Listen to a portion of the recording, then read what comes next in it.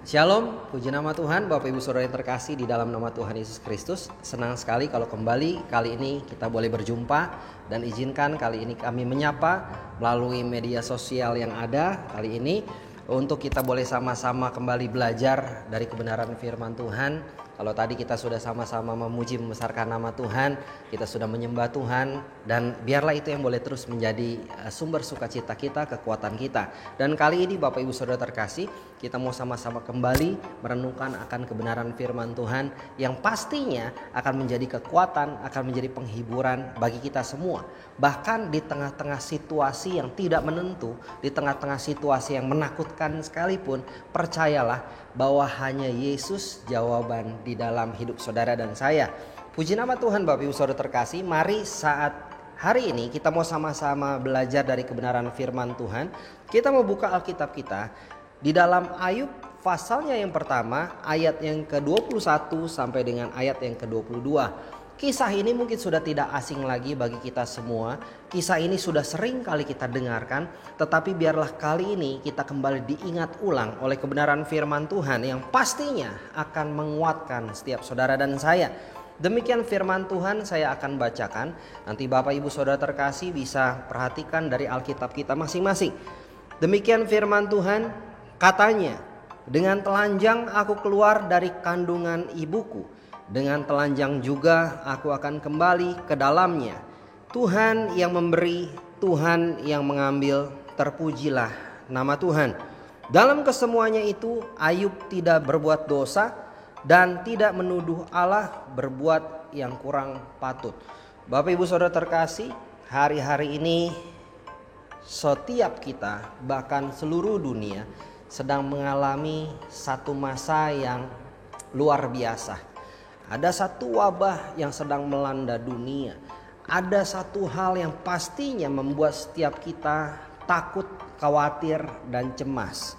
Tetapi kalau kita belajar kali ini dari firman Tuhan, bagaimana Ayub dengan begitu luar biasa, dia mengalami hal yang kurang begitu baik di dalam hidupnya. Bahkan buat saya, kalau kita perhatikan, kita pelajari firman Tuhan, ini adalah satu hal yang sungguh sangat membuat Ayub ada di dalam titik terendah di dalam hidupnya.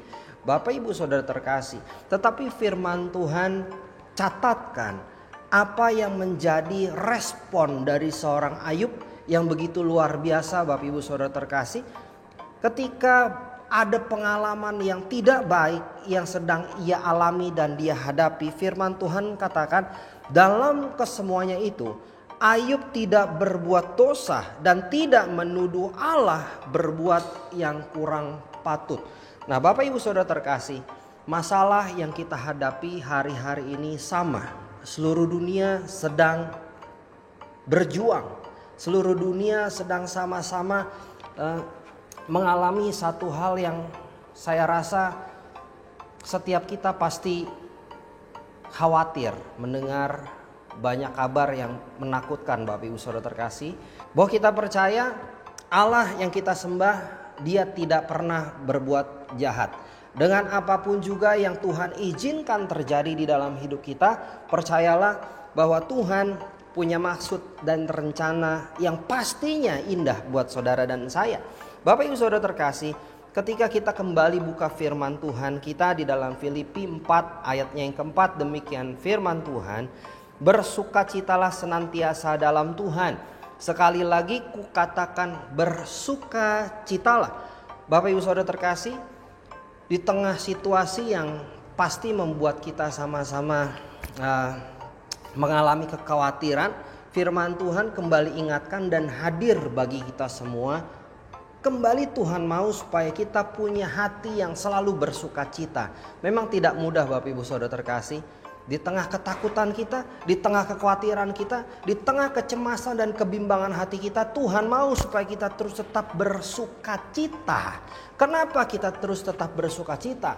Seperti apa yang Ayub alami, apa yang Ayub nyatakan sebagai ungkapan hatinya kepada Tuhan ketika persoalan permasalahan bertubi-tubi hadir di dalam hidupnya. Dia tidak menyalahkan Tuhan, dia tidak berdosa. Tetapi dia tetap dengan hati yang percaya dia katakan bahwa terpujilah nama Tuhan. Ketika Tuhan yang memberi, Tuhan yang mengambil, dia tetap memuji nama Tuhan. Oleh sebab itu Bapak Ibu Saudara terkasih, hari ini apapun juga yang sedang kita alami, apapun juga yang sedang kita hadapi, mari kita mau terus tetap bersama-sama untuk bersukacita senantiasa di dalam Tuhan. Karena disitulah letak kekuatan kita Bapak Ibu Saudara terkasih. Sampai hari ini obat belum diketemukan. Ahli-ahli di bidang farmasi tentu saja mereka sedang berjuang untuk mendapatkan vaksin dari virus corona yang hari-hari ini sedang melanda seluruh dunia. Tetapi biarlah Bapak Ibu Saudara terkasih, kita terus tetap berpegang kepada firman Tuhan. Meskipun dunia menakutkan, meskipun kabar menggentarkan, firman Tuhan ingatkan, tetaplah kita bersukacita di dalam Tuhan. Nah, selanjutnya kalau kita lihat Bapak Ibu Saudara terkasih di dalam Mazmur pasal yang ke-136 ayat yang ke-26 berkata demikian. Bersyukurlah kepada Allah semesta langit, bahwasanya untuk selama-lamanya kasih setianya. Ketika Tuhan menyatakan di dalam firman Tuhan supaya kita sebagai anak-anaknya untuk terus tetap bersukacita senantiasa di dalam Tuhan. Dan juga Tuhan mau supaya kita memiliki selalu hati yang bersyukur. Belum diketemukan vaksin untuk virus ini. Tapi Bapak Ibu Saudara terkasih, firman Tuhan katakan bahwa hati yang bersukacita, hati yang bersyukur itu adalah obat yang manjur. Nah Bapak Ibu Saudara terkasih, meskipun antivirus belum diketemukan, tapi percayalah bahwa tubuh kita ini begitu luar biasa. Tuhan berikan kelengkapan yang sempurna. Ada imunitas di dalam tubuh kita yang sanggup memerangi virus-virus. Jadi jangan takut ketika kita tetap bersukacita, ketika kita tetap bersemangat, ketika kita tetap punya hati yang bersyukur. Saya percaya itu akan terus membuat hati kita bersukacita, dan itu adalah obat yang manjur untuk menjadi kekuatan kita. Bapak Ibu Saudara terkasih, sebagai ayat yang terakhir, kita buka firman Tuhan kita dalam Roma pasal yang ke-15 ayat yang ke-33. Allah sumber damai sejahtera menyertai kamu sekalian. Inilah yang membuat kita nyaman. Inilah yang membuat kita aman. Inilah yang membuat kita tenang bahwa ada penyertaan Tuhan buat saudara dan saya. Meskipun di tengah gelombang, meskipun di tengah badai, firman Tuhan katakan Dia, Yesus, tetap menyertai saudara dan saya.